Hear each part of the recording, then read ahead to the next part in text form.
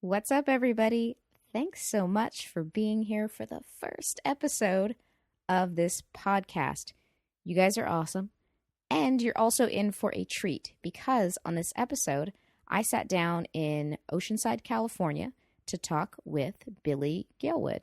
He's an all-around entertainer, a musician turned stand-up comedian, and a really awesome human being with a refreshing perspective on life.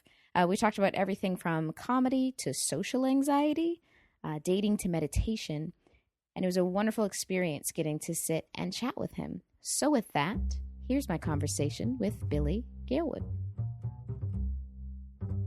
Oh, this is So amazing. We feel casual. I feel casual. I feel comfortable. Do you? I feel more relaxed than I normally do when talking to somebody, and it might be because this high quality of your gear, because it feels warm and tender.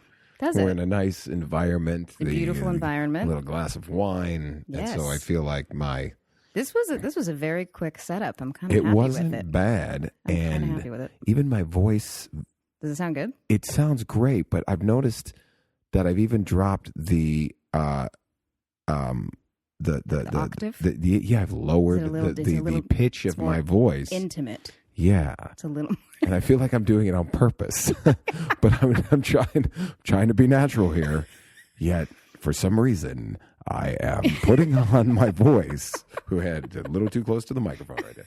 Okay, yes, I'm putting on my voice. I'm sure you'll get more and more casual Yeah. as it goes on. That's kind of how it Well, works, the right? thing is, I think I'm just actually where I want to be, because usually my voice goes up in Yeah. pitch till I'm like talking to people loud and at a higher pitch. Sure. But now I'm actually at the place I wanted to be in 20 minutes from now, Perfect. which is good. That's a good So I start. appreciate that. It's a good start. Yeah. Yeah. So I'm into, like, my car just broke down, and I'm into not driving. It's a little tricky when coming like from LA to San Diego, because then It's hard in the California. train is nice. Yeah, but we were talking about the that. train and is how I need real to nice. try Yeah. that. Mm-hmm. Yeah, we were going to have that happen today. And then since I don't have a car, I don't know how I'd get you from the train station. We do the podcast just driving back Yes. down. I'm super mobile. I don't know if you noticed. This is amazing. Yeah. This is I amazing. would just grabbed an Uber out here. Yeah. Just grabbed an Uber. Yeah. So like in LA, the Uber situation is, it's not that bad. Yeah. But for some reason I have this, like, I'm a Lyft dude. Like, and I have some sort of Lyft pride, as if like Uber is like, it's Well, they're like, the swanky pants ones. yeah. And they tend to be a little bit more expensive. It's like for the the same difference ride. between dating apps, Uber and Lyft. You're like, oh, one is, I'm definitely on this one instead of that one, because this one, it's all the same. And it's all the same people doing the same thing. You just feel better about yourself because you made some sort of, or I should say I made some sort of decision in my head, like, this is the one to go to. Yeah. This app reflects something different about me than this other Yeah, this app. one means I'm classy. Yes. And that I won't give it up. Yes. I'm You guilty of that thought Yeah. fully. Of course. But I got to say, though, like, I'm only a Uber Lyft user, and I'm not a dating app user, though I couldn't be any more single than I am right now. I know the feeling. I put the I do know sin the in it. feeling. Oh, yeah? Yes. Quite single. Yeah, but I can't use those apps because of my spelling dilemma. Spelling. You're worried they'll judge you for your spelling. Oh, no, I don't worry. I have been. Just They have. completely, yeah. It seems rude to me, quite frankly. Spellists. The word your. Yeah. So I hate that word. It's Tricky. my worst, yeah. Screw you, the word your.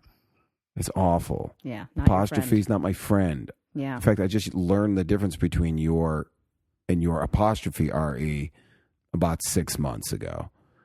Hey. You got know there. what? We all have it, but I can juggle. It's like, there you go. It's a trade-off. We But can't all be everything. Yeah.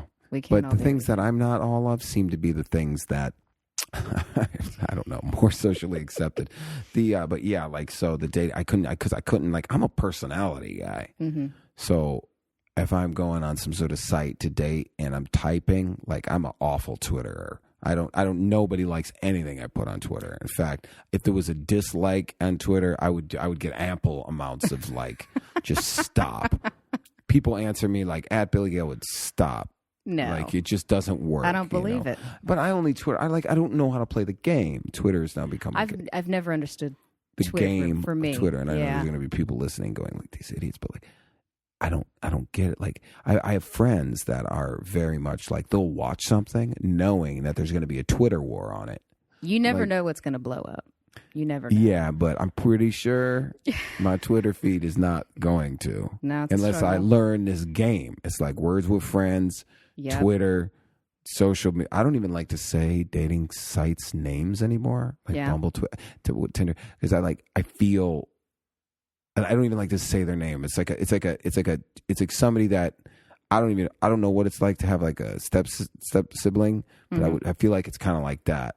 Yeah. Like, you know. Man, it's a difficult game to be in, the dating app game. Yeah. Because I've tried it. I've been in there. I've still got profiles on there. Yeah. Does that mean that you still try it now? Like I haven't been on there in probably a couple months, something Yeah. like that, because it just doesn't seem to be doing anything. It's feeling like a waste of time. Oh, it is totally a waste of time. Because also, you can like somebody on paper.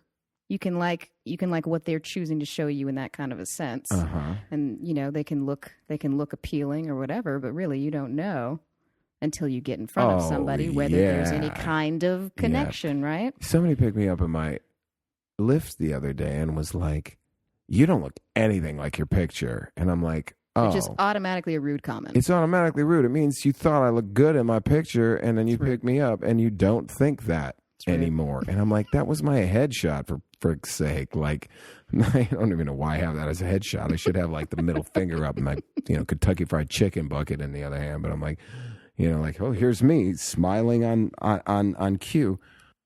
Yeah, well, but you know what? My friend moved to Nashville, went on her first Tinder date, and married the guy 6 weeks later. Dang. And I'm like, hey, and it doesn't give me hope. It doesn't give me hope. It gives me like, what am I doing so wrong in life? Yeah, but isn't that the struggle in everything in life? Because we're always like, what's wrong with me? What am I doing wrong? How come this is not working out for me, but it's working out for everybody else? I'm just blaming the app anymore. I'm like, it's not me. Because it's hard. How do you make a real connection? Well, yeah, that? How do you can't know do who a you're supposed magic to be trick talking to? on Bumble, and that goes a long way with me. Yeah. Do you know how many times I've gotten some from Magic Tricks? No, how many? 0 times. Oh, perfect. But it doesn't mean I won't stop trying. Somebody will get it.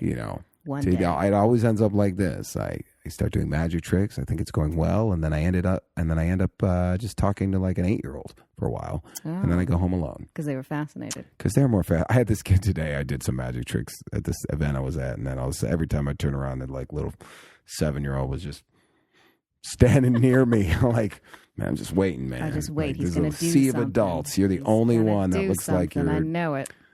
half my brain wavelength right now. But Yeah, I don't know what the magic formula is anymore. I guess maybe it's just supposed to happen when it happens. Don't And maybe you just meet the right people when you meet them, because it almost seems like going out there and in the trying has been detrimental almost. Well, I think that's the whole thing, is when there's the trying that's happening. Yeah. And I mean, maybe it works, and you can't say. There's exceptions to every rule. Yes, exactly. And that my personal choice of how I'm going to look like, because I believe it's a choice. And lately I've been choosing to say that I have social anxiety, especially when it comes to meeting somebody or dating or whatever like this, and like when I'm on stage, I get to be free and I get to just be whatever. And I'm like thinking in my head, oh, everybody likes me now. And as soon as I step off stage, I'm like, everyone hates my guts.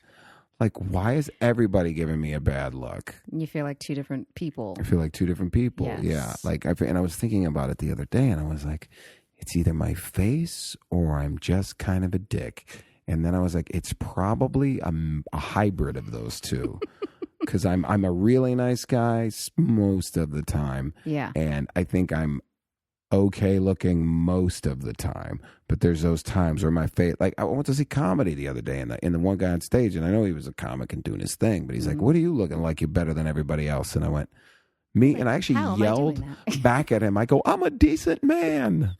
Like, that was my comeback. Because sometimes you got to defend yourself. Yeah, even but I in need a to come up with show. better than I'm a You know? decent man. Actually, the whole entire audience of 7 was like, oh. And then he's like, don't do that. Don't give him that. I'm like, yeah, give me that. I'm a decent man. Yeah, I'm nice. What's wrong with being decent? That's so funny. That's so funny. Yeah. You know, it's funny to say that you have social anxiety because how many people are scared to go up on stage? How many people are scared to go up on stage and just speak in front of people like a normal person, let alone have to entertain a room full of people that you don't know and try to make them laugh. That sounds it's frightening. Daunting. It's very daunting. Yeah. It's very daunting. And it's sort of I've always was in the laugh making business. And for anybody that don't know, doesn't know, I was in music for 15 years and then decided to one day retire all of that and then switch to comedy, which is interesting. And then it's very scary. Mm-hmm. You know, I'm in my 2nd year and oh gosh, it's really new. It's very new. Yeah. Though I've always said jokes on stage and I've always improv jokes. My jokes are usually improv, or I would have jokes that have worked themselves out on stage. But this is the first time really that I'm writing jokes and then working them out and then trying and doing the same routine over and over to perfect it. An entirely different world. Oh, it's a trip. And when there's effort put into it, right? You're really trying. That puts, I'm sure that creates more nerve for you too. It does, because, you know, one of the reasons to stop doing music is repetition. Like I was starting to get to be a kind of a robot to my set, and my set really didn't change for like 5 years. Even if I wrote new songs, I just sort of fell back to the stuff that I already knew how to do. But with comedy, it's very honest. You know, people don't like clap throughout a song. Mm-hmm. You know, they're not like, oh, we're a quarter of a way through and this has been really good. Let's throw some claps and keep you encouraged. Sure. But with comedy, you want laughs like every 15 to 30 seconds. There's an expectation. There's an expectation. And does that get scarier if you feel like you're in the middle of your set and you have this expectation and then it's not getting reached? Does that make you more nervous as it goes on? Yeah. Yeah. And the less comfortable I am, the less comfortable I am. And the less comfortable I am, the less comfortable the vibe in the room. Vibe is very important. People can feel it. You know, when people walk on stage and they're like, well, okay. You just took the room to that level. Yeah. You know, and that's and I'm a high energy dude.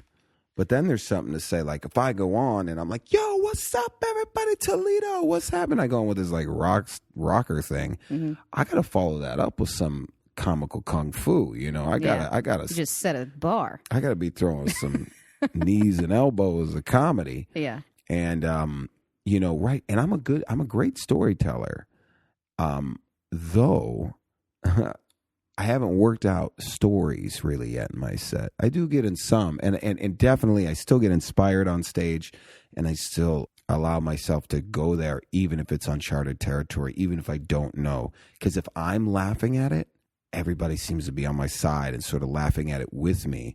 And if it's making me laugh, then I got a good gauge at like what could be funny. Sure. Or how to make it funny. But right now, a lot of my humor is, the stories just aren't that long. Like I can't carry a story for 5 minutes.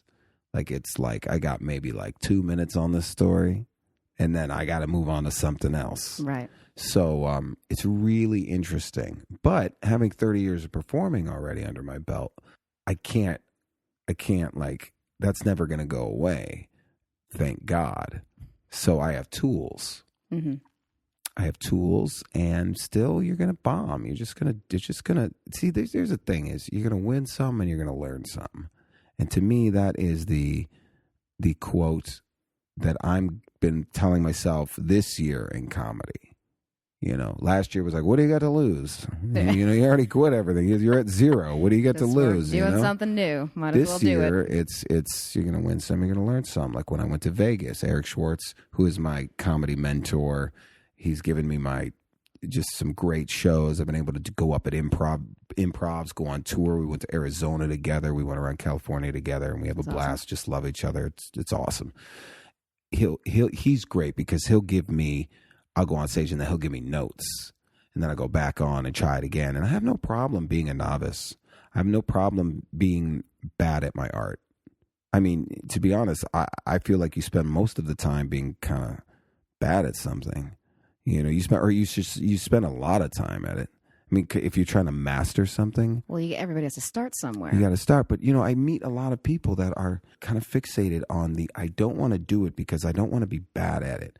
I don't want to listen to myself not be good or listen to myself hit bad notes. Yeah, because we have a lot of pressure we put on ourselves. Exactly. Anybody could learn how to juggle. Anybody. I taught a guy that had mobility in one arm how to juggle. I was his other arm. It's everybody wants to do stuff. And these are those things, that resistance that comes up for a lot of people I know is because they don't want to be bad. I mean, I'm like, or fail. And I'm like, hell, failing. That's a lot of it. Yeah. Failing. And the word fail, I think, is kind of it's not always an accurate word to not succeeding to your expectation.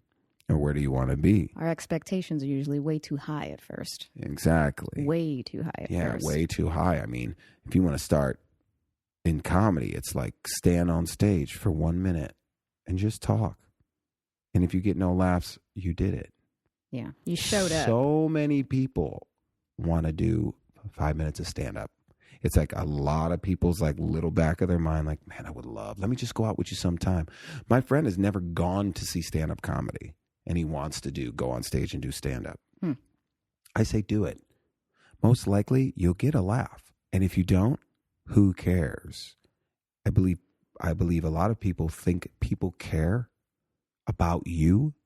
Yeah, they forget about what you've done pretty quickly. We also define ourselves too much by these moments that don't go perfect, I think. Oh, yeah. We internalize it. We define it as though we'll never be better. And that was it. That was my moment, and it didn't go right, and now I'm going to stop. Even if you've done 10 things awesome, if you drop the ball on something, that'll be the thing that sticks in your mind. Yeah.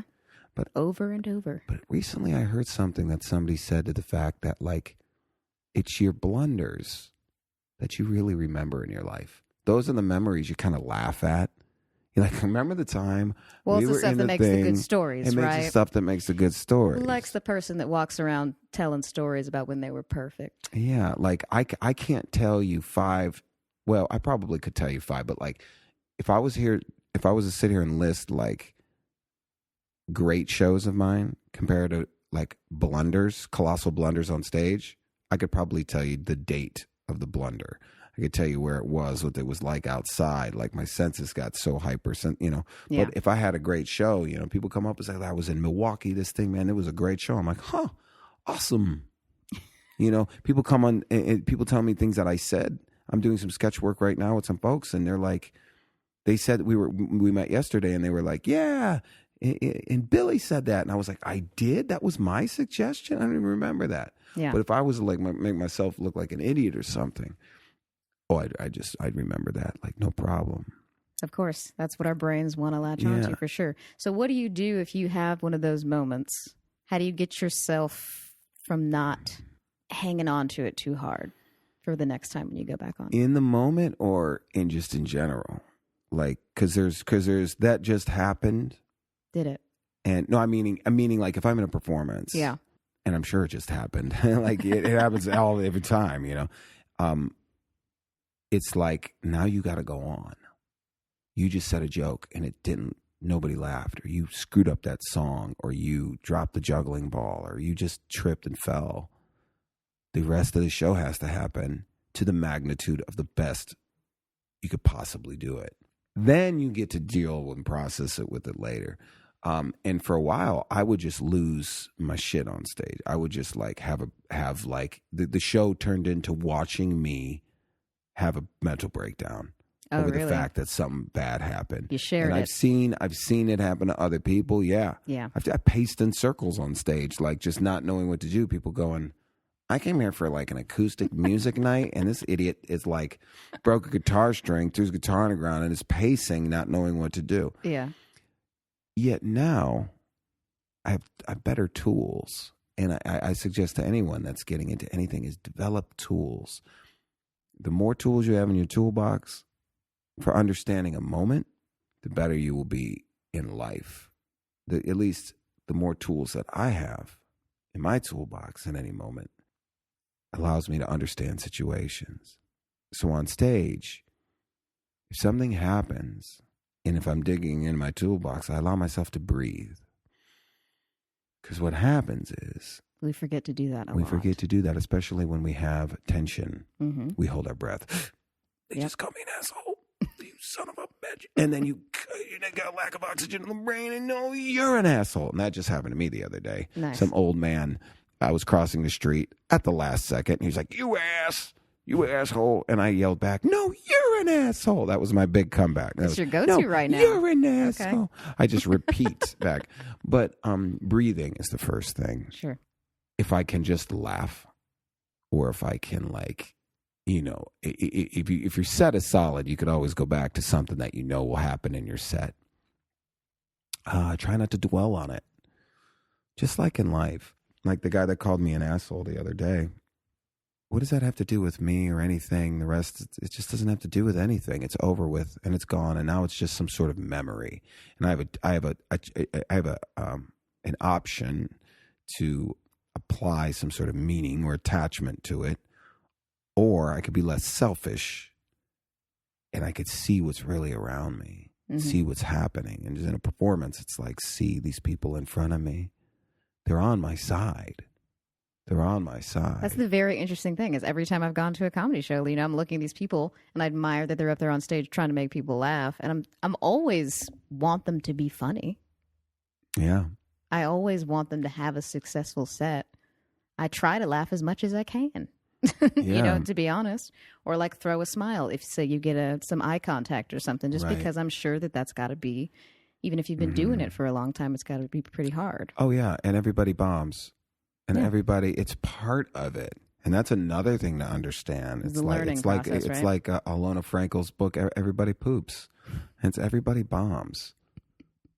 You know, and the thing about comedy, which is interesting, which is something that when my friends come and see me, and if they see a joke that maybe didn't go well, they might say, "Hey, I don't think you should do that joke." And I'm like, "Well, you know, I've said it twice. That joke doesn't even know what it's supposed to be yet. What I'm saying might not even be the funny in that joke." Yeah. But if you hear somebody chuckle or a little thing, you're like, okay, there's something there. You're planting a lot of seeds as a joke writer. So you know which jokes you have that are just like, you know, low picking fruit that you can, like, you know, it's going to be easy to, you know, grab and it's ready to go. And then there's like saplings that you have to be very delicate with and it's a development nurture process. in this development, and you got to try and dissect, and that's why it's good to have a mentor when you're doing something, so that mentor can go, hey, try this out, try to look at it. You know, Eric recently just told me in a joke, ask them the question first, like, and it's like kind of cliche. It's like, you know, you guys, you know, when you all out there, you know, you ladies, when you're out there, like that kind of stuff. Right. I swear. Because it's engaging. It's engaging, and people, oh yeah, us ladies, we doing this, or whatever it is, you know, or us dudes, we are kind of like that, you know. You know, it's kind of like, you know, like that Nutty Professor, you know, women be shopping, women do be shopping, and like, you know, because they feel like they're a part of it. Yeah, it's just something relatable, you know. On the way here, we were listening to this guy's comedy, and he started talking about a disc man, and I'm not going to do his bit, but it was instantly funny because everybody, if you don't know what a disc man is, it's the thing that used to play CDs in. It was a giant thing you used to play CDs. And isn't it great that you have to say that now? It is, because I'm like, well, wait a second. There's a date. I used to judge. I can pick your age or roughly close to your age if you knew what a McDLT was. A McDLT? A McDLT. Whoa. So you don't know what a McDLT is? No, what is that? It's from McDonald's. It was on the menu. I know it was from McDonald's. I got that. It was hot on one side and cold on the other, and it came in a styrofoam case. Yeah. And it was, you keep the hot, and you keep the cold, and then right before you eat it, it was like a flip thing, and you just flip them on. So when you took that first bite, you didn't have that soggy lettuce. Dang. It's just a quarter pounder, but it was a McDLT. I mean, I know what a quarter pounder is. What did DLT stand for? That's what I'm trying to figure out when you're telling that story. The dumbass, you buying this stuff for 50 cents more because we separated. It sounds like a gimmick. Yeah, it is. McDonald's is a gimmick. Like, there's no nothing ungimmicky about McDonald's. Truth. But they've changed their approach. There's a lot of new branding. Approaches. Yeah, because they want you to think a certain way about them. It's so funny they even have a salad bar. It's like, just do what you do. Just do what you do. Just make it worse. Don't make it better. You do burgers. You do better. Just do what Taco Bell's doing and doing like. It's like In-N-Out. They don't change and they're the same and people don't care. Right. And when I was driving out here, I passed an In-N-Out. And it's like, 8 something at night. This line is just all the way down the parking lot. People are still in the street trying to get in the line. Now I got a theory on that because they haven't changed their menu. No. They've created a secret menu, which you feel like you're at California. And if you're like, I'll have the Neapolitan shake and then look around, who's Neapolitan? Doesn't see it on the menu. And then fancy. As well as they're not, I think there's one in like an airport, but maybe in Texas or something, but like there's not In-N-Outs anywhere. So there's a whole when people visit, what do you say? Have you been to In-N-Out? Yeah. Do you want to go to In-N-Out? They've made themselves very special. Very special in the weird of fast food, in the weird of the weird world of fast food. Mm-hmm. It's interesting because I always wanted to shoot a commercial for In-N-Out. And it's like a father and a son, and they're like, driving past all these fast food. Daddy, can I go here? No, we're not going to go to McDonald's because blah, blah, blah. We're not going to go to Burger King because blah, blah, blah, blah, blah. And then they pull into In-N-Out, and the kid's like, well, isn't this In-N-Out? And the dad's like, no. Like something like that, no, it's not. Yeah, it's the one exception. People create like an attachment to it. That's the funny part, Absolutely. Right? Like you're from California, and In-N-Out is the thing. But say like I went to Texas, right? And Mm-hmm. their thing was Whataburgers. Oh, Whataburger. Yeah. Whataburger, yeah. Never been there, but I've definitely seen this sign. Yeah. And had myself a chicken sandwich from there to try it out because we were like, everybody from Texas was like, you have to try it. It's much better than In-N-Out. They're just trying to say, it's better. No, don't worry. But there's a competitive nature, and you feel like you have to defend your and they fast want food? that. They want that. Yeah, look. Your fast food's slow compared to my fast food. Even though In-N-Out is probably the slowest fast food you will ever. I just remember being in that conversation like, what are we talking about? Yeah. What are we talking about? They're both burgers. They're both exactly. Good. Like, what are you talking? Yeah. But we don't need to be in a deep conflict conversation. Here, it goes to everybody wants to claim something. Like we claim this, claim that. It's funny because we all live in one country. But we're so in a club, but then we're separated on states, and then those stuff, and then we get even down to you keep this separation going all the way to like high schools. Oh, you go to Orange, well I go to North, and you a punk, and it's like grouping up. It's like you're a mile and a half away. You know what I mean? One street is while you're at Orange and I'm at North. Yep. It's crazy, the competitive world. Yeah, I was saying that because I like to watch the show The First 48. Have you seen that show? That is a show based on the First 48. I have no idea what it's based on. It was me going to first 48 hours after a murder. Oh, so it follows the detectives in real life, and they have to find a lead in the first 48. Otherwise, there's a huge chance of not solving it. Right? Right. That's the whole thing. If they don't solve in 48, there's a huge chance. Exactly. And I'm watching this show, right? I don't know why I'm fascinated by it, but I'm watching it, and I'm looking at the stories of these kids, right? And they're feuding over blocks. Like their worlds are so tiny, and they're feuding over blocks and like killing each other. Oh yeah, over crossing the street. I don't understand. 14-year-old kids, and I was like, that's a problem. That's a problem. Yeah. It's true. Well, that's like it's people that haven't left. Your world's too small. The world. I saw Boys in the Hood. They were like, I can't leave my town, but like it's seriously. It's crazy. I met somebody once. This has nothing to do with like what we were talking about, but I did meet somebody once, and but they had never left their town by choice. I found that fascinating, that you wouldn't leave your town and you didn't have some sort of gang affiliation. Some people seem to think they can't. Oh yeah, there's that mentality of being stuck. Like, I'm stuck. I'm supposed to be here. I can't go anywhere else. This is what I have to do, which is ridiculous. And I've lived that mentality, and it's awful and ridiculous. And I didn't even do it for that long, and it was enough to like shock me out of that pattern. You know what I mean? Yeah. But a lot of people, especially when their worlds are more small, how are they even supposed to learn that thought process of getting unstuck when it's all they seem to know, when maybe their parents have done that and their grandparents, and that's what they're taught. Yeah. Stay here and do this. Yeah. Well, when I moved out to California 17 years ago, or even before that, when I was coming out of high school, knowing I've always wanted to be a performer, people would say things to me like, "We don't want you to get hurt." And when I was thinking, who's this we? Or like, don't trust anybody. That was the advice I got from my family. Don't trust anybody out there. I'm like, what? Yeah. Like, I got to go the rest of my life because I've left a place that I really didn't choose to be raised in, and now I'm not going to go trust anybody?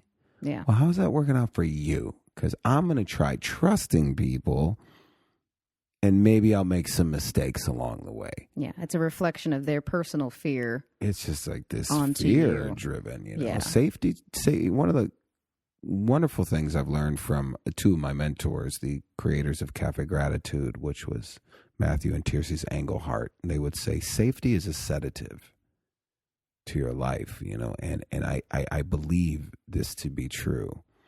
And when I feel like my security is low, meaning like job security, family, whatever it may be, like my car's broke down and I don't have rent, or whatever, whenever I'm feeling like this, I need to be safer, I need to be more secure, or I'm in my retirement or something like that. I'm not in some sort of union or something.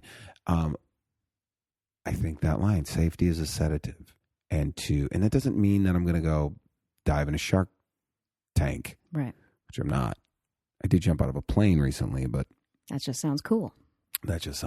And way less frightening once you do it. Once you're like, oh, okay, cool, let's do this tomorrow. I would love to do that. Bungee jumping's scarier to me for some reason. It's the bounce back. It's just that whippy thing. I'm like, my body ain't gonna do that. But just break my neck. But jumping out of a plane, sounds great. Just like laying on your stomach. Yeah. And then the ripcord, and you get a big wedgie. If you can handle a big wedgie, it's skydiving. There are worse things in life. Lift your feet at the end, but that's it. Yeah, to be afraid. I mean, if you think about the timeline of the universe, and then the timeline of existence for humans, and then the timeline of you and I, we a blink. We are a speck of dust on a speck of dust in a blink. What are you going to do? Are you going to be super concerned about the afterlife? Okay, if we have two existences, life and death, well, I'm going to deal with that later. I'm going to be as good a person as I can now. And I'm not talking disregard morality and what makes you a good person. But if you want to do something in your life, do it, because you're going to die. You and me in this house that we're in, and everybody I know and everybody you know. It's wild to think about. And it's not about to jog through the memory of everybody you didn't call today and say, I love you. But it's to just remember that life is very brief. And what are you going to do while you're here? And if ultimately your happiest is not leaving your home and starting a family and that's it, that's huge. That's great. But if you're going to live your life with this wondering of what should I do, or you young kids that are like, I'll still be able to do it later, you just do it now. Do it now. Or if you're older and you think, well, I just couldn't do that, just do it. My 78-year-old dad said he wanted to jump out of a plane. I said, let's do it. Yeah. Please, God, let's do it. What is this like? What are we waiting for? What are we waiting for? We're just waiting to get older, or what? Yeah. Are we waiting to get older? Are we waiting to get younger? That's not going to happen. It's just darn ridiculous. I kind of pay attention to stoicism a bit, and this podcast I listen to a lot. Tim Ferriss talks a lot about it, about got to pour myself a kind of a large glass. Did you look at yours then going, wow, he really was chintzy on my end? Usually it's the opposite. The guy, I'm pouring my... I was like, wow, he's trying to get himself drunk so he could take advantage of himself later. No, I'm just... Sorry. Stupid. As though you would need wine for that. Yeah, true. Actually, the wine doesn't help. That matter, that just knocks me out. But that Stoic philosophy of like reminding yourself of your death. Yes. In a positive way. Which is it's a very good thing, oddly enough. It's a very good thing. Yeah, and it's funny because like when my nephews and nieces call me for advice or their parents ask me to talk to them, that's what I tell them. I remind them that this life is not infinite, and that you have a choice, and that nobody's going to hate you for creating an amazing life. And that's what I learned. Nobody's mad at me for my choices. People tend to want me to have more notoriety, or they tend to want me to have more money. Like, or they like to say things like, I knew one day you're just going to have your what? Yeah. Life? It's about what they're defining success as. Yeah. Or yes. What they're defining success as, and what when maybe my 15-year-old self told them. Like, I told you that when I was 15. I'm 41. Yeah. I might have changed. I have a life. I have a great life. Because if not, you'll go crazy. You'll go crazy chasing the monkey. And that monkey, let me tell you something. You make $1 million, you're still chasing that monkey. You make 10 million, you're still chasing that, whatever that is. Success has no roof. There's nobody that just goes, I'm okay. There's always more to achieve. There's more.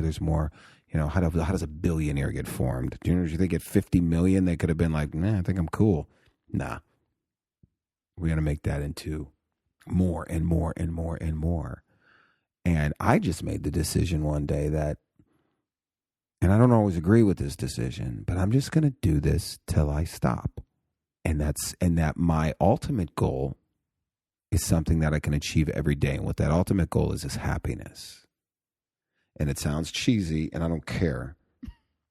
It's not cheesy, though. It's the reality of it. It's the reality is, what is the currency? What is the real currency? Is it foldable paper money that's made up with nothing to back it, that's made with an interest it's for a debt that can't ever be solved?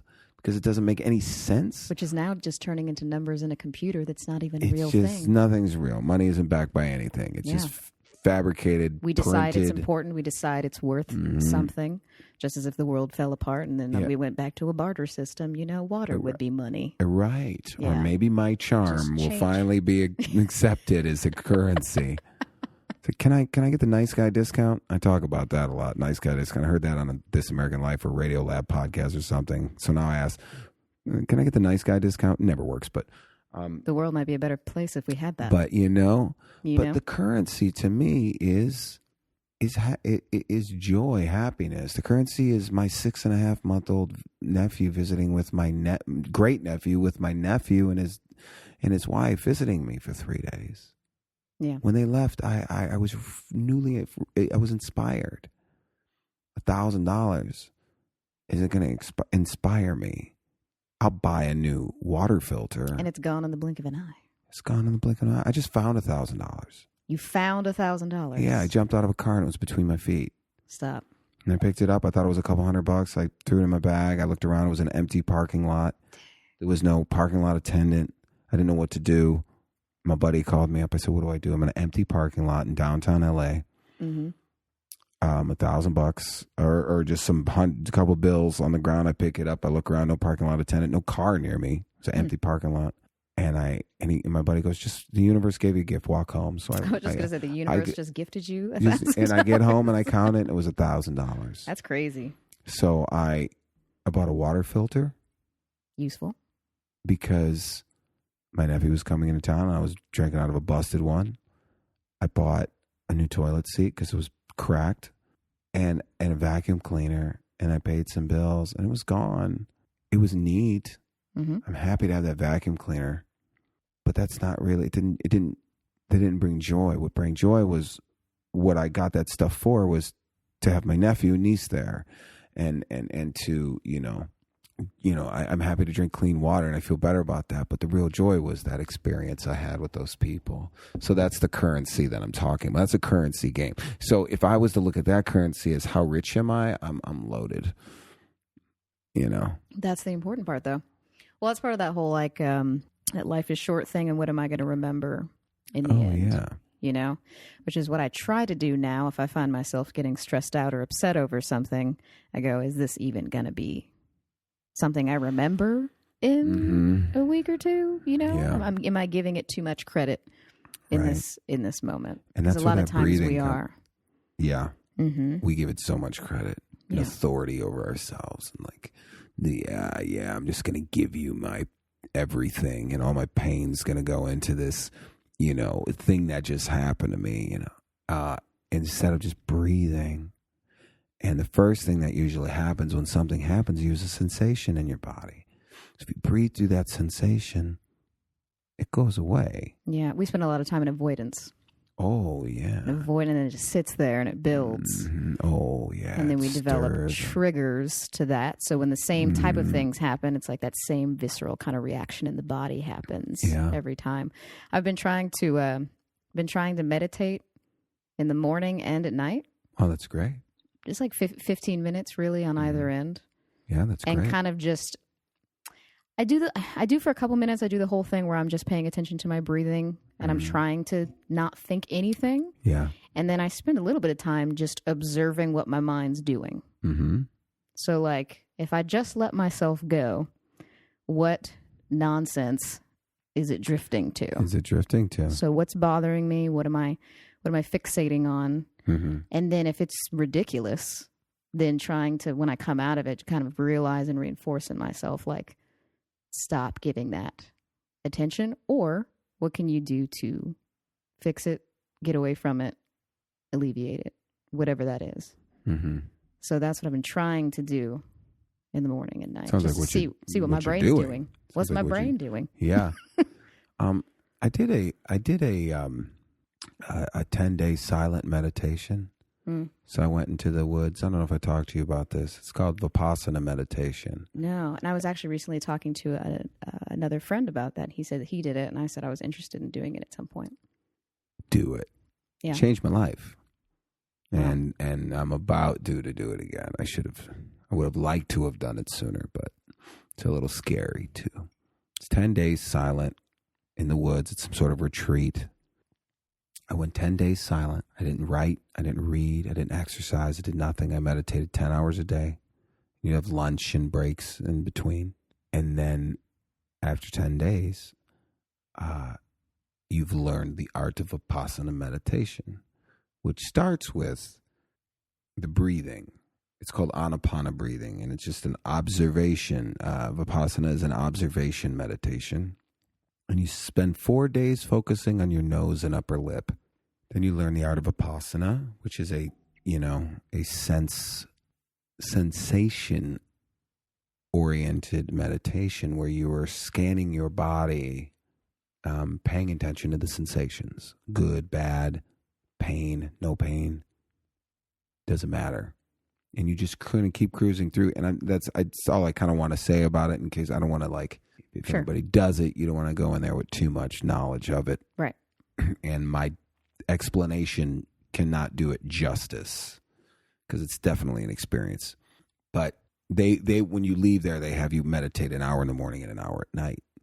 And how Vipassana came to help me in the world is that somebody calls me an asshole. First thing I do is, when I stop breathing, I start creating sensations in my body. My chest gets hot, or my stomach drops, or whatever that is. And then I don't know what to do with that. And I go, no, fuck you. Right. Just trying to get it out. Getting it out. Yeah. But with Vipassana, as soon as you start feeling those feelings, you bring the focus to the sensation. You're like, oh, okay. I'm going to breathe. And I notice my chest is getting hot and my stomach is dropping and my knees are shaking. You just bring focus to that. And right now, I'm focusing on me. I'm not focusing on you. Granted, if some guy's about to punch me in my face, Sure. I should probably be a little bit more aware what this body language is happening. Right. But if it's something that, or just an argument you're getting or upset, you can breathe your way through it, because that sensation of being mad or angry will not last forever. It never does. Just like an itch, or that feeling, it's going to pass. It's going to pass. So it's like, as soon as they say something to you, it's now your responsibility. You didn't ask for it. Right. But it's your responsibility. And now you get to make a choice about how you want to process it. That. So that observation that you're doing is highly important to the way you are with your thoughts. As they creep up, you do those meditations as, okay, this thought's coming up and I let it go, and this thought's coming up. Well, okay, that's how I feel about that. Sometimes I don't know how I feel. Mm-hmm. I don't even know how I feel until I sit down and I do that. Or I don't know that something's you're like, really wow, bothering that's me. Really bothering me. Or and what the root of it was, or what it's reminding me of, if it's something from the past that it's bringing up, or it's like I need that time to figure out what even that is. Absolutely. And it's not about being, again, it's a practice. It's not about being perfect. It's not, you learn meditation and now you think you're just going to your way through, It's like, no, not at all. I learn a lot about how not perfect I am through it. Oh, yeah. That's what it shows me a lot, quite frankly. It's just a great, and another thing about meditation is you are gifting yourself a moment with yourself. Yeah. You're asleep 8 hours a day. It's another 16 hours or whatever the hell. You're sleeping. I mean, you're awake, and then whatever. Math wasn't a thing, and then how much of that time are you just with you? And meditation could be your workout program. Meditation could be sitting and meditating at night. Meditation could be you outside looking at things. Yeah, but people envision it as one particular thing, but it exactly. Meditation is to me, and I'm not teaching any classes on it, and I'm not some monk in the Himalayas or whatever, but to me it is a gift to see what your thoughts are, to allow your thoughts to pass without attachment. Because you realize that they're not necessarily you. Yeah, and they're not always necessarily true. A lot of times they're not. And they're not necessarily filled with facts. No, you could be placing things on absolutely. That. Yeah, we were talking about that. The mind's a dangerous place. A bunch of storytellers around here. Just a bunch of storytellers around here, All of us. Don't go in that mind alone. It's a scary place. It's a dangerous thing. Well, it's like I've talked to people about how a lot of them are afraid of being alone, or they want people around them constantly, and they need that kind of engagement all the time. Yeah. And over the past several years, especially, I've always been introverted for the most part, but like I've enjoyed a lot of alone time lately. And some people they didn't understand, and I was trying to explain that. They're like, "Well, why don't you want to come out? Why don't you want to do this? Why don't you want to do that?" And I was like, "Well, sometimes I was like, you need that alone time." And they're like, "How do you do that?" I don't know how you do that. And I was like, "Well, think about it. It's like the one person you have to be with forever is you. So if you can learn to enjoy to just be with that person sometimes, that's probably going to be more helpful for you in the future, because there's going to be times where it's just you. It's just you. You're going to be born alone and you're going to die alone. You never know. People coming in and out of your life, and you think they're permanent, and maybe they're not. And maybe they're not. And I believe that life is like if you look at the way DNA looks, or like, the infinity sign looks. It meets in the middle and then it separates, and it comes back and meets in the middle and it separates. I think people are in and out of our lives. Even the theory of marriage is interesting to me, because it's like, well, maybe life is just about experiencing and then experiencing someone else and making different friends. And it's not all about like just latching onto somebody, but or it's like when you've had that friend for a very long time, since forever, but maybe you've grown into a very different person over time. Exactly. You became, as you grew, as you should, you become more of yourself, whoever that's going to be. And if you something's not right there anymore, I think people are afraid to kind of make that separation, and not even in a negative way necessarily, right? Yeah. It's just about like maybe you have to find a different circle. for a time. Right. Absolutely. And you separate and you keep learning as yourselves, and maybe they come back around. You never know. There's so many people in my life that I thought were gone forever. I was like, clearly these are probably people I'll never talk to again. My high school best friend, Don Sorensi. I mean, I was there when he had a baby in the 10th grade or 11th grade. I mean, his child is 25 or 4 or something like that. Yeah. And we were inseparable, slept in the same bed, opposite ways, like we had each other's feet in each other's faces, just like inseparable. And we didn't talk for 20 years. And then, it's so weird to say. And we're bros again. And we talk on Facebook. We call each other every once in a while. And I can't say that we have much in common anymore. I can't say that one thing we do is we accept each other. That's huge. And I'm friends with him because I think it's a unique opportunity. It's a really cool opportunity to be friends with somebody that I was best friends with once, that I'm not best friends with now, that doesn't know my life. He's one of the guys that says, make sure you don't trust anybody out there. You got friends out there. Make sure you know. I'm like, come on, dude. I've been here 2 decades. It's like, I got tons of friends. Yeah. In fact, I got as much time here as I do living in Cleveland, Mm-hmm. And, but it's cool. I think it's cool that I have this friend that's like, we're meeting each other again. We're becoming friends again. And I have some love for this man that I want to be there for him. It's a deeper history there, too, to build on. Deep history, I'm not exactly sure how we got here in this part of the conversation. We're just wandering. So my short term. But I like that. I like the fact that we just had a conversation. You're just getting places. I always say some of the coolest friends you can have too are the ones where you don't talk to them for several years, and then the next time you do, by whatever means, it's like nothing ever changed. It's the same. And those are some of the best ones, right? I love those people because there's some people you don't talk to for a while, and you come back to each other, and then they want to be mad at you. I don't have time for those people. Well, you didn't call me. And I'm like, well, we're living our lives. I do not have time for that. Yeah, but that doesn't feel like a true friendship. Not at all. Not if there's like some sort of stipulation or something like. It's about quality. You didn't call me twice a week and quantity. Yeah. Yeah, I don't have patience for that.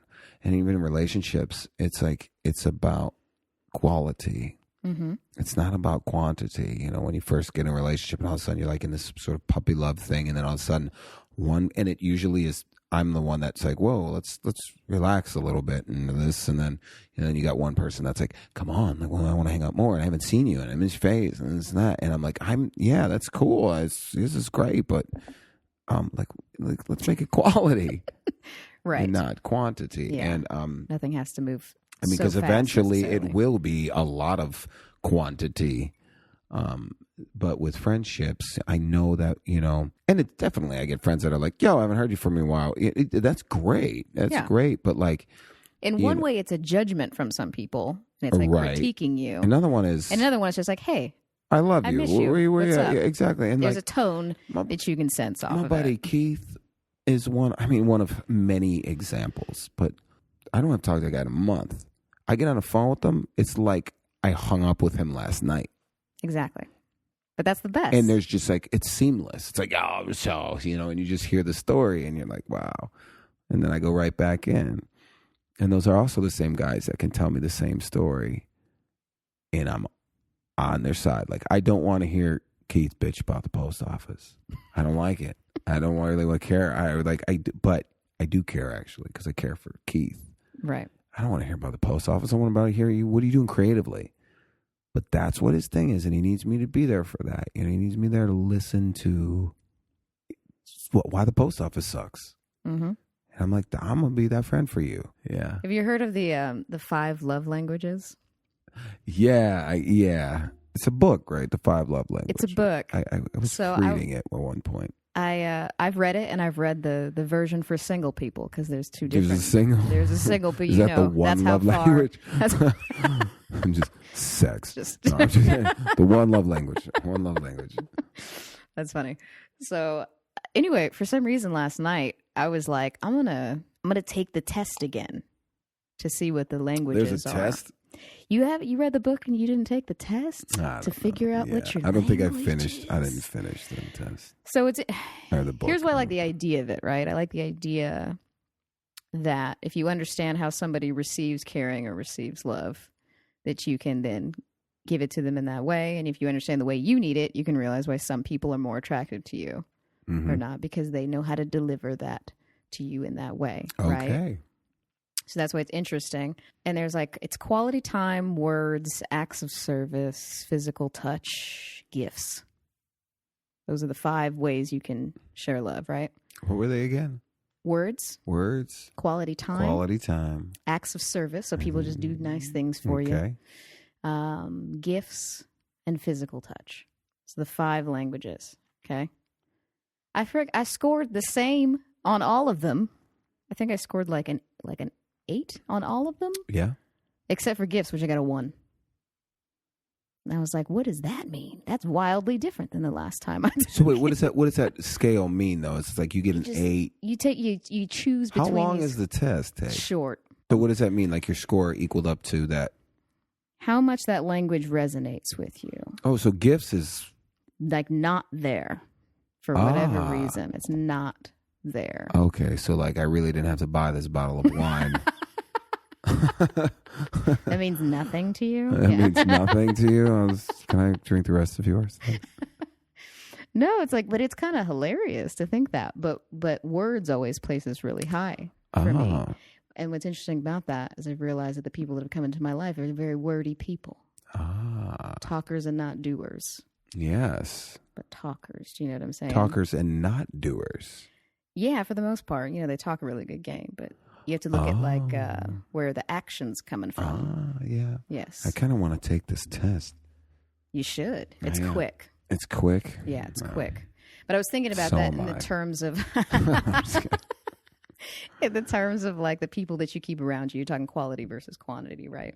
Mm-hmm. And I'm thinking about that in the sense of like, I can tell how some of the people I've had to move away from are people. Yeah, I can see who affects me more. I wonder how I would score. What would you think from what those are? I would probably score like a 3 on gifts. Touch, I would probably.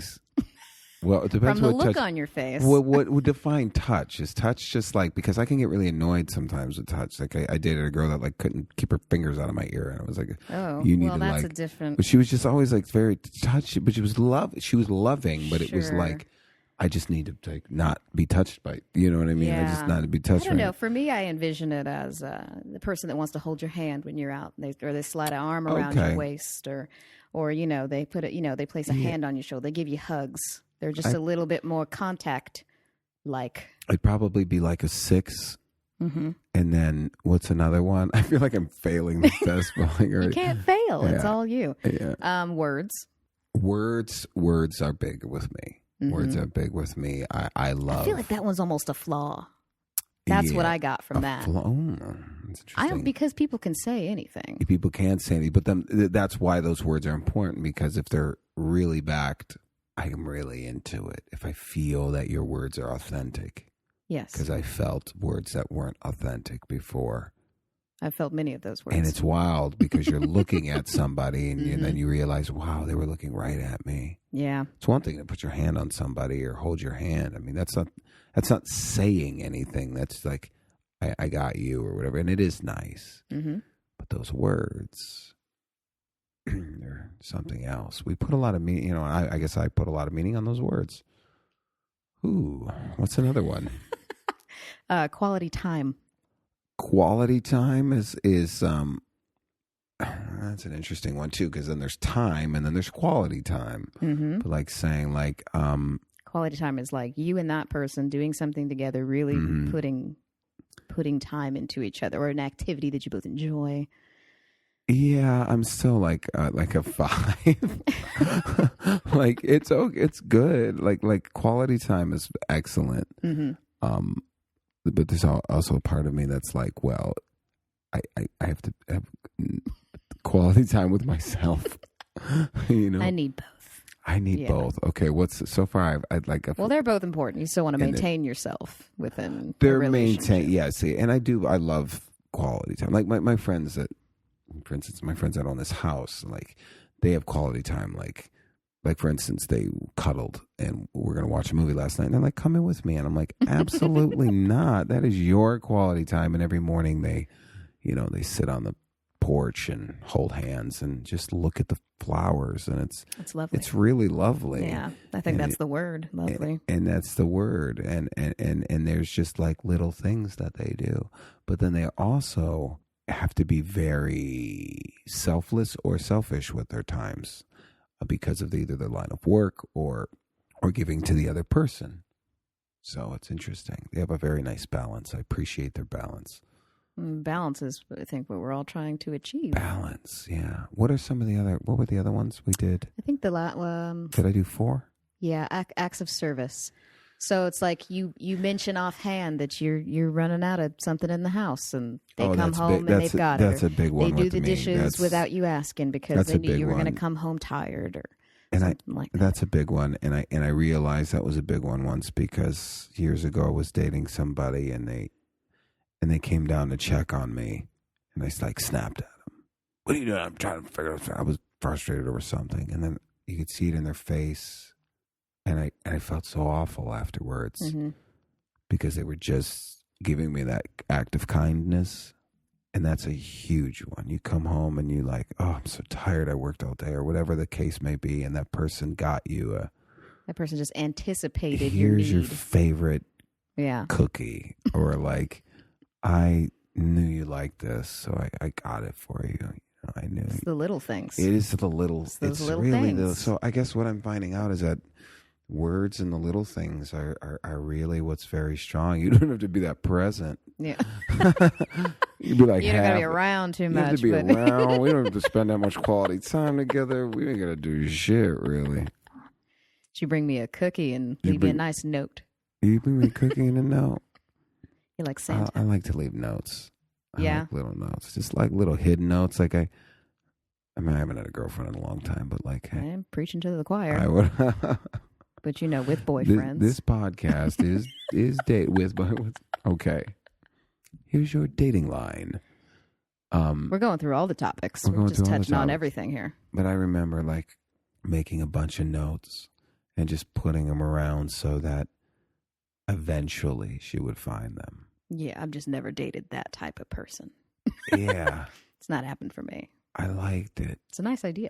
But I like that kind of thing. Like one year for a girl I dated, I was in my early 20s, but she turned like 20 or something. And I bought her a gift for every year she was born. And then I even made she woke up and I made her green eggs and ham. It was an awful meal, but like... Dang, you got Dr. Seuss on her? I got Dr. Seuss up on that ass.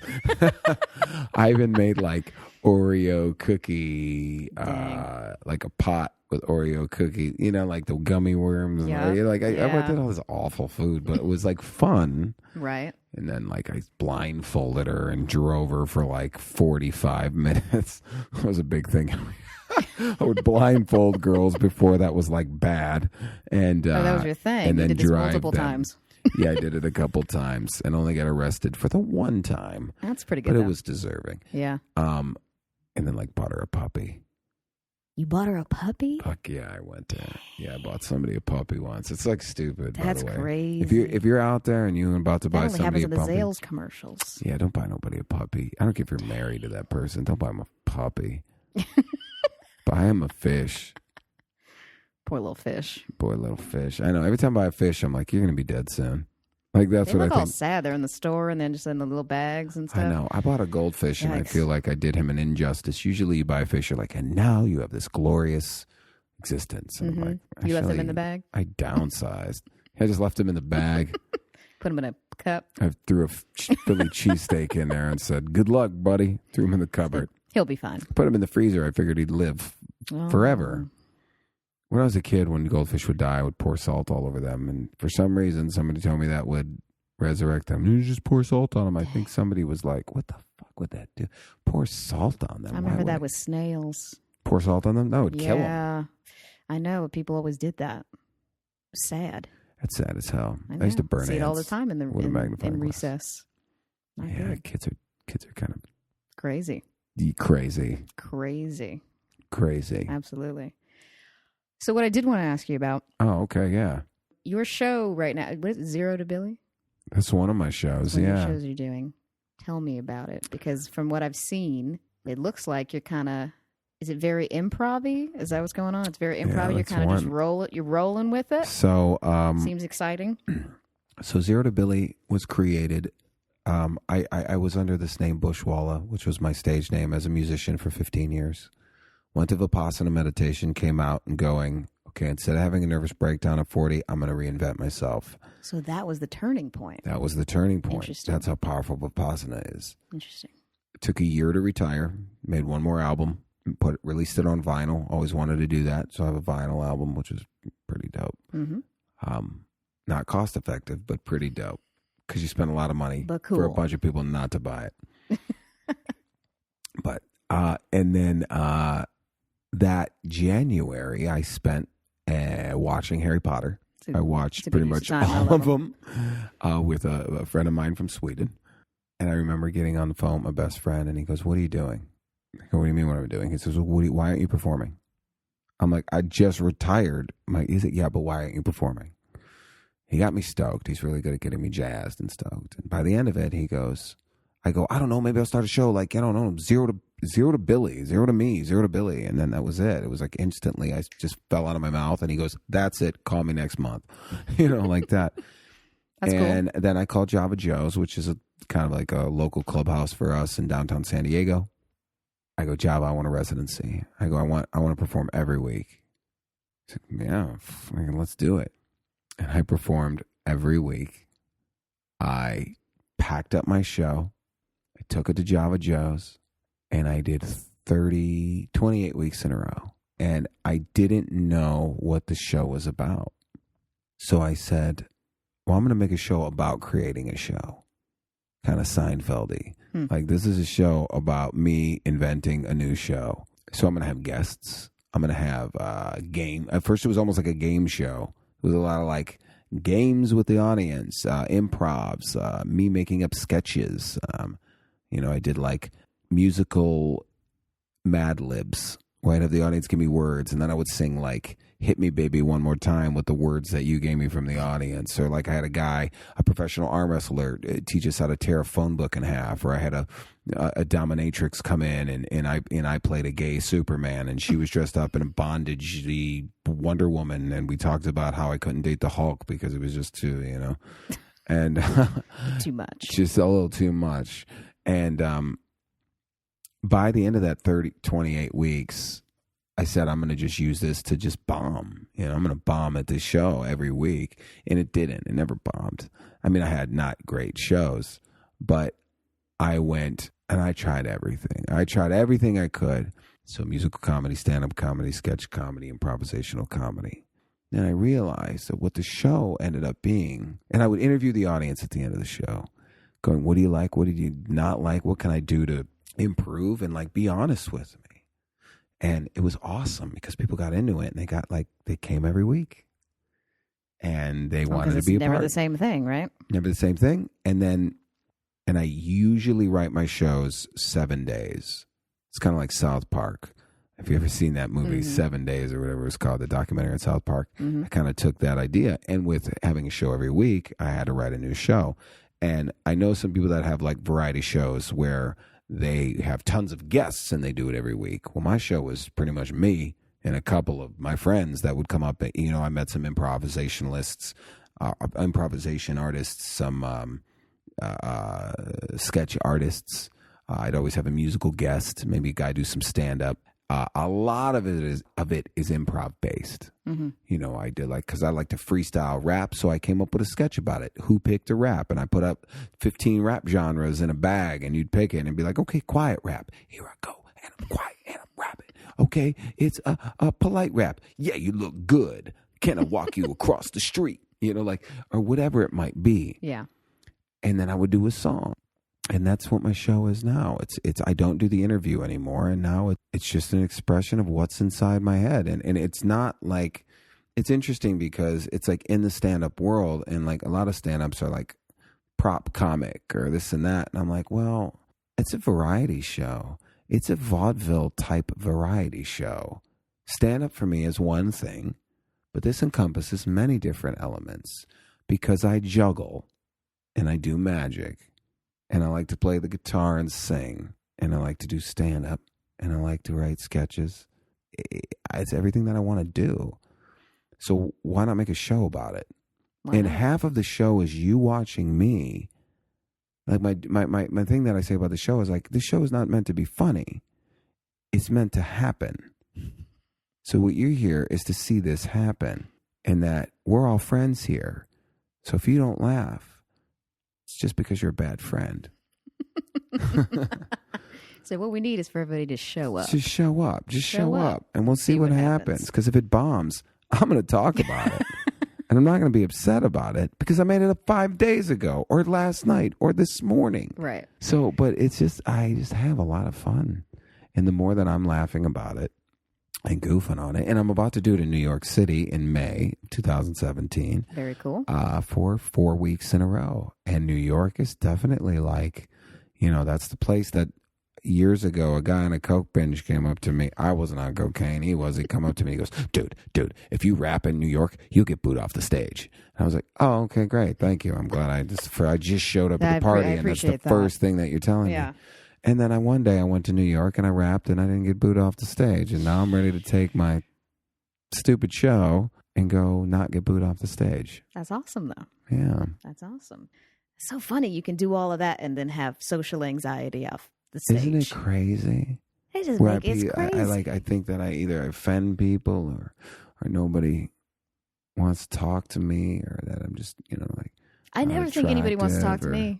I don't. I've always been very shy, and I never assume, and people will take that as rude sometimes in a room because I don't approach people. I just don't assume people want to talk to me. Yeah, I think that's what it is. I went up to this, I was at my buddy's wedding, and this is a couple of years ago, and I don't know, I had like a quiet moment with somebody, and I said, why didn't you come up and say something earlier? Why didn't you, if you wanted to talk? And they're like, you're not approachable. And I'm like, I'm not? Yeah. They're like, no, you're just over there like you look like you really don't care if anybody talks to you. You don't look like you're looking to have a conversation.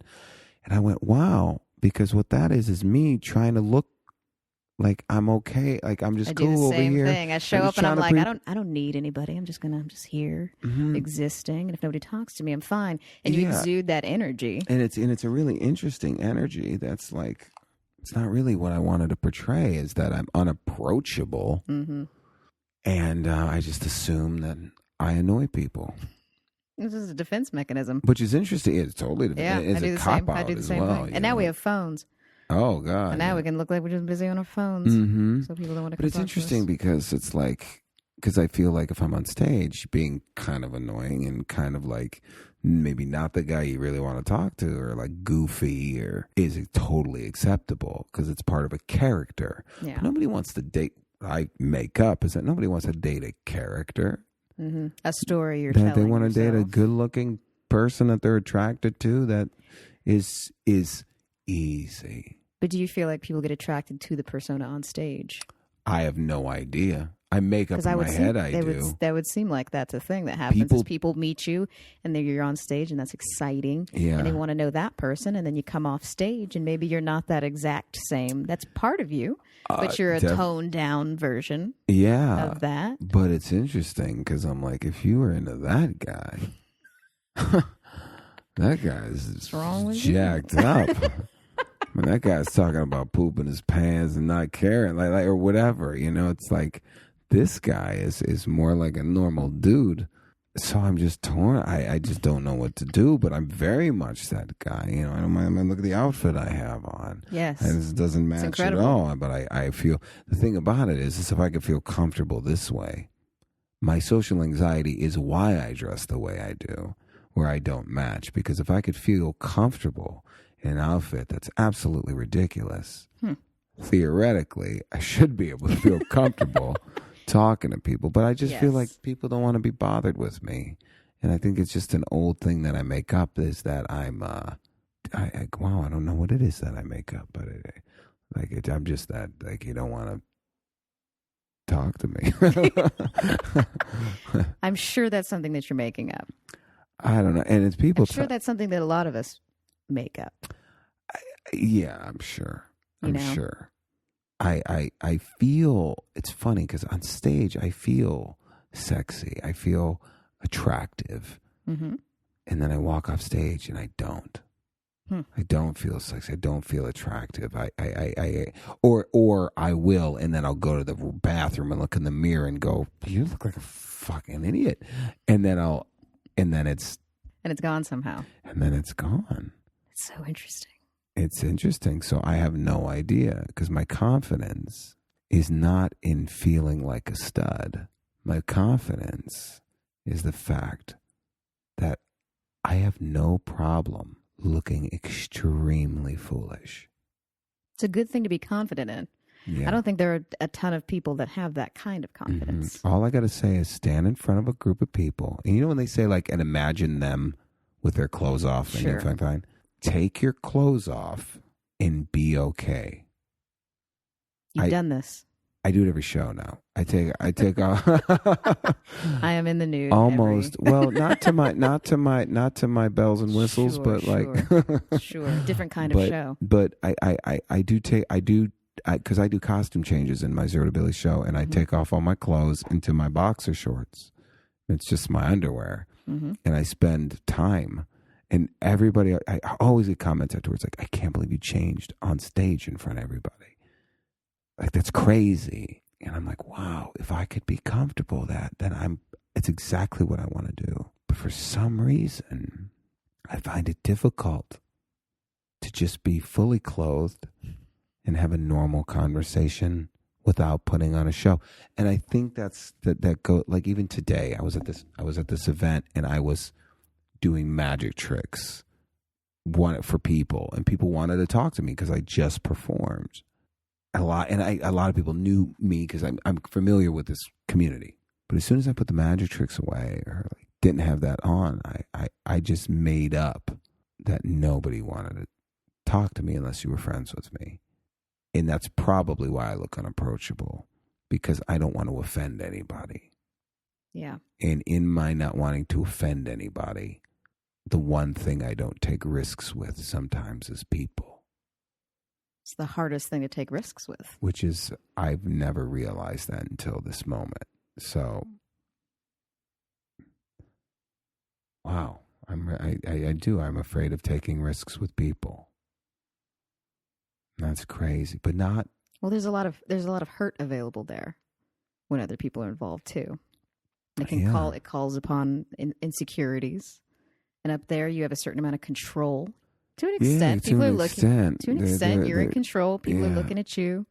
You know, you were the presence there in the room. Yeah. And then when you come off the stage, you're one with everybody else. Mm-hmm. And you have to have a more real interaction with people. And with that comes more doubt, more questioning, more wondering what other people are thinking of you in those times, you know? Such an interesting place of existence, though. Mm-hmm. You know, I like to have such little confidence in one area, but to have such great confidence in another area. So I have a lot of balance then, right? Yeah. Well, I also have a lot of blunders. Mm-hmm. Like, I've experienced a lot of blunders in my life, like being the one guy in the room that says the thing and like, fuck, why does it have to be me?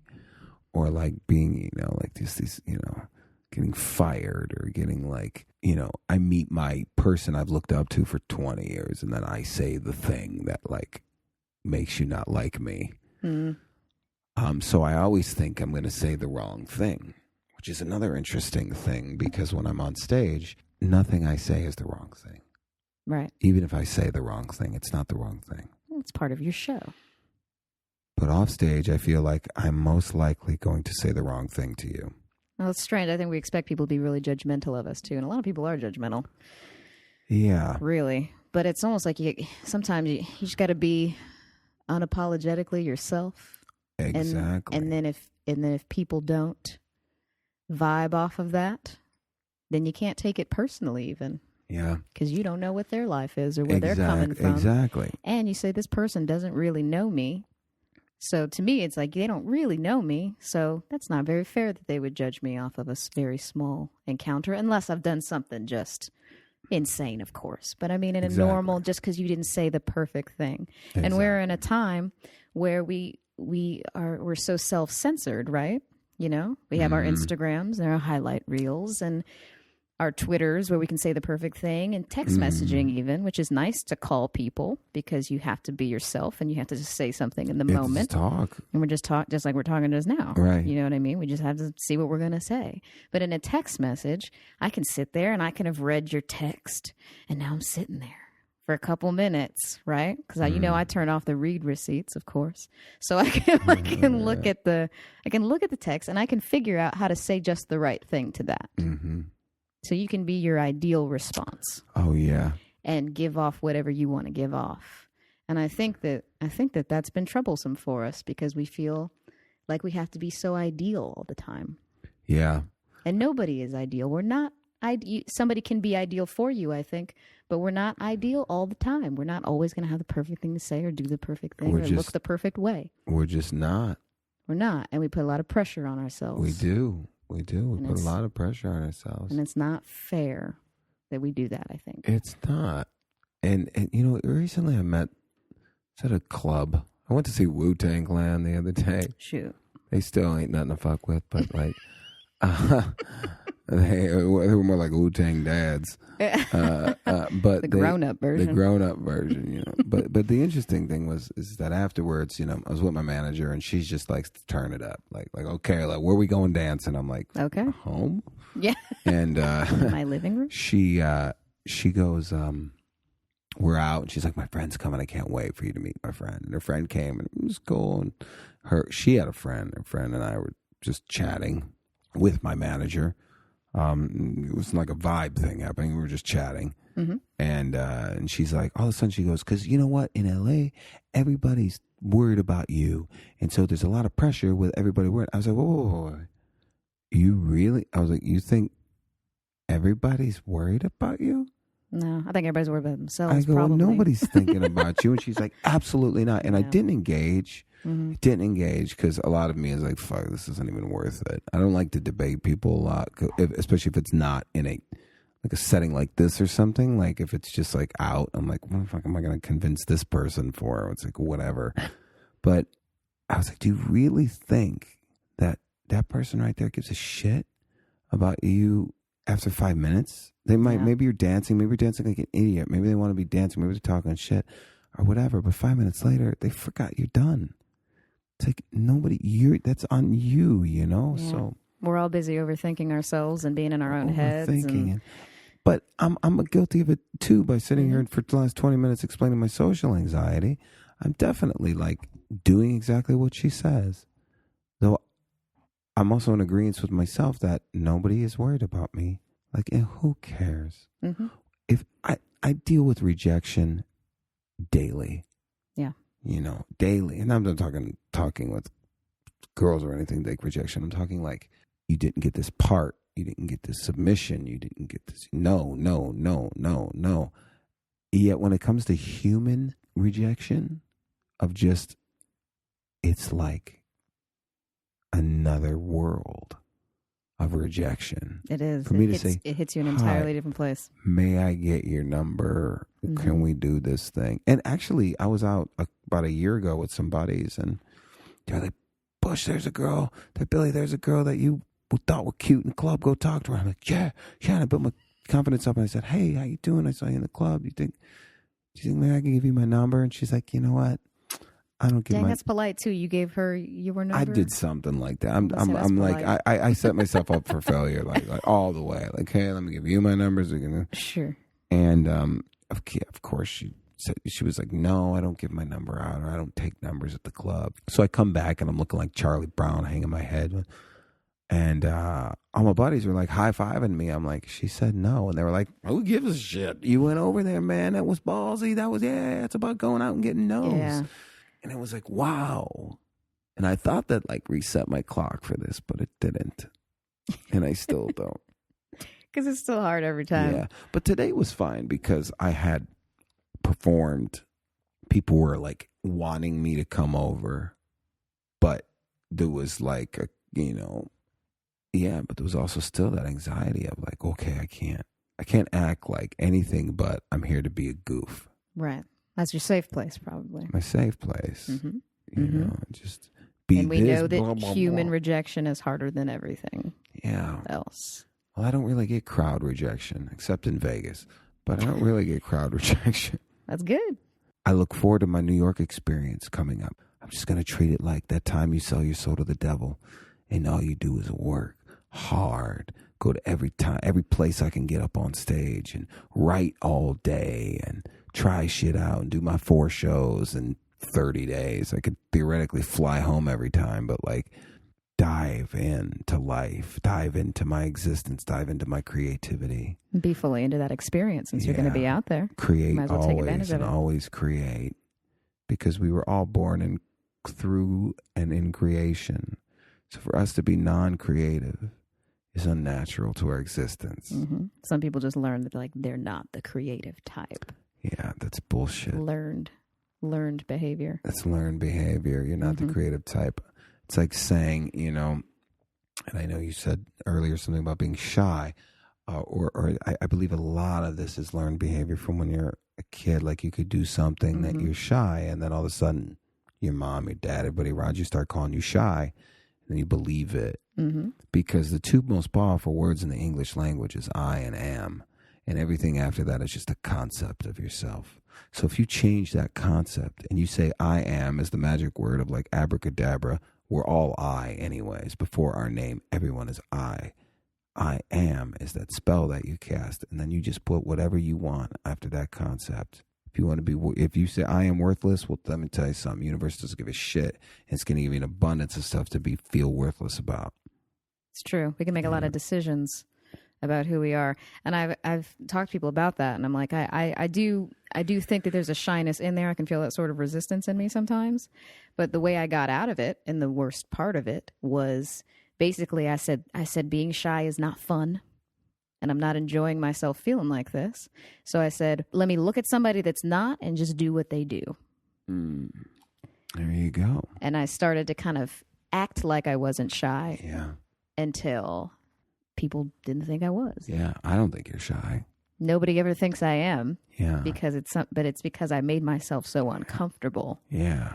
For a long period of time, and I still get uncomfortable sometimes. But I think you have to step into it. Life begins at the end of your comfort zone. Yeah, we get to be uncomfortable a lot if we want to do things. If you really want to stir the pot up, hey, yo, if you want to just be cool, uncomfortable all the time. If you want to be cool and just safe and relaxed and everything the opposite of what we said, do that. If that makes you feel good. It didn't make me feel great. No, didn't make me feel good either. So getting uncomfortable, trying new things, being daring, taking risks, risking it all. Leap. Just jump and see what happens. See what you're made of. I met a guy that walked the country. I went up to him. I said, hey, man, that's amazing. And he looked me in the eye and he said, if you think that's amazing, you don't know yourself. And that was the most humble and also confronting thing I've ever heard, because in that instant, I believed that I could walk the country. He just gave you that power, really. He said, you can do this too. Yeah, he just let me know that I have that power if I just walk the country. That's it. You just do it. You just do it. Do it. Yeah. Or you just show up. You just show up. You just keep showing up. If you want to be a writer, just show up every day. Yeah. I try to release the expectation, too, of whatever I think is supposed to be perfect or ideal, right? I have to release all of that and be like, I'm just going to show up. Because to quote Elizabeth Gilbert, your genius may not show up that day, but that's not your job. Your job is for you. I love the idea of that. To show up. I love the idea that the genius and the muse is something separate. from us that visits us when we put in the time to be present. Your job to is accept just it. to show. Because what she's saying is it's a lot of pressure to think that all of that comes just from us. That's like that's so much pressure to think that that's you. And once you do something great, you have to constantly live up to that same level all the time. Yeah. That's too much pressure on your creative self.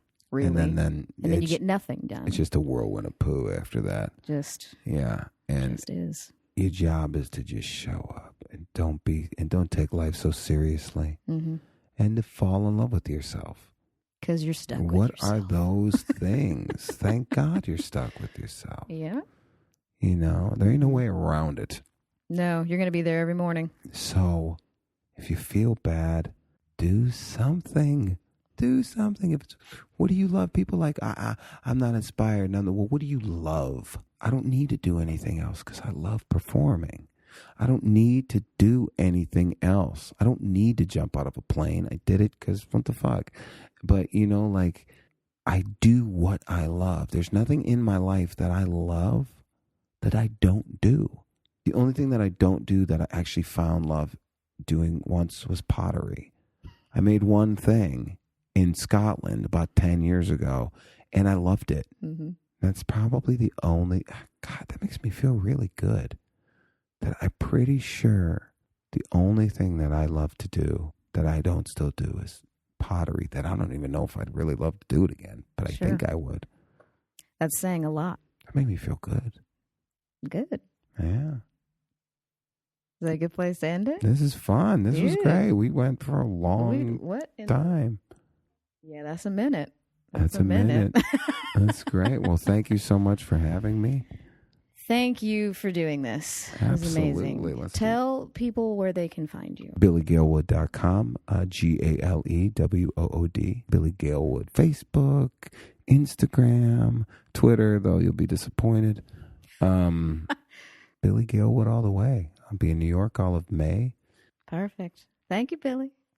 Thank you, Courtney. I appreciate it. I'll see you guys next time.